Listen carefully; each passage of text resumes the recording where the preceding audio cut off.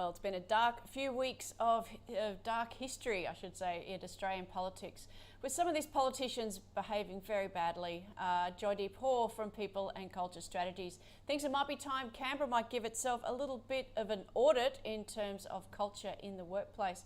For what that entails, we're welcoming again Joydeep from Sydney. Welcome. You must be horrified at what's unfolding here in Canberra on almost a daily basis right now. What lessons and policies can we think about as all this disaster unfolds? I think it's interesting that one of the things that the Prime Minister has done has been to engage the current Sex Discrimination Commissioner, Kate Jenkins, to conduct a pretty comprehensive inquiry into aspects of the culture in Parliament House, and I think this is sort of the only course of action really that can be taken at this particular point in time, where you can't really undo things that have allegedly happened, and of course many of those things are yet to be tested and whatever. But certainly there's a lot coming out that at the very least is not a good look, and if you accept even 50 to 60% of it as being true, it's very concerning. And I think the thing, applying it in a broader context, is that organisations can learn a lot from this. And it would be very dangerous for any corporation or other business to think that these are things that they would be insulated from. And so I think the broader question of how does an organisation look into its culture, audit its culture, is something that a lot of organisations have probably not had to pay much attention to, but now's the time to get ahead of the game. How do you audit something like culture? Because that presumes inherently that you know what your culture is, that you've tried to cultivate a particular culture, and that, you know, marks are being missed. It's really interesting because we typically think of audits being in the domain of tax, finance, accounting related matters, and we don't typically talk about culture as something that can be audited. But we have for a number of years been conducting these precise culture diagnostics and audits. It's not so much the term that's critical, more the substance of what you're doing. And really what you're doing when you're engaging in that kind of exercise is quite simply, you're looking at what does the organisation want to stand for? What are its values? What is its vision? What are the behaviours that organisation says are acceptable versus those that are unacceptable? What are the systems? What are the structures? What are the practices that exist within that organisation benchmarked against what it wants to be? So that is what you're trying to audit. So when we're talking about auditing or diagnosing culture, it's not trying to put words around a feel or a vibe or a nuance. It's actually looking at those hard system structures, infrastructure that exist in an organisation, unpacking that and measuring that against what the organisation aspirationally wants to be.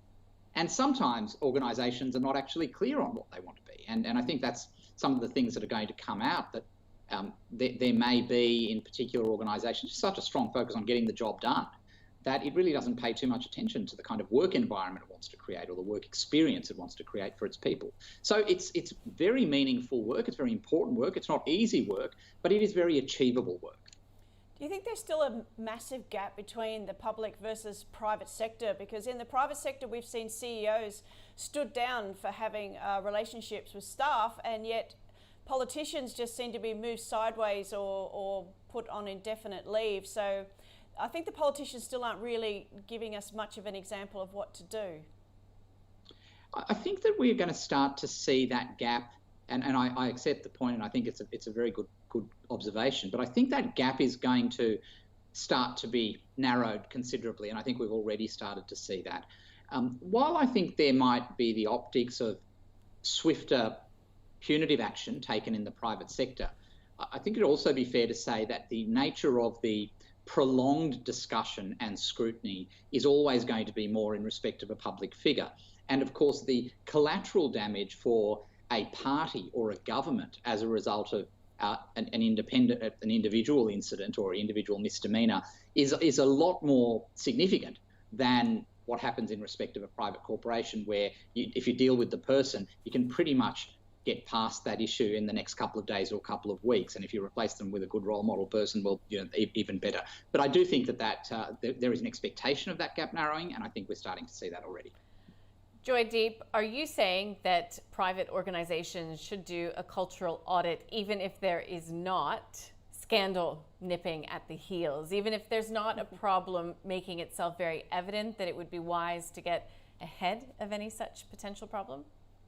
Yeah, absolutely. I think our experience has been that when we're brought in to do a culture audit after there has been a scandal or there's been some major crisis, it is too late, because what will inevitably come out is that the thing that you might have considered to be an isolated problem or limited to one or two people is actually a lot broader and a lot deeper.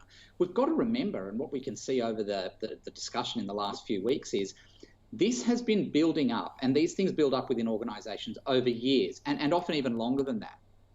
But all it takes is for one disclosure or one incident, and then you do get the floodgates opening. And the challenge I would pose to all employers is, do you want to wait and put this in the category or basket of we'll deal with it if it becomes a problem or if we think it's a problem?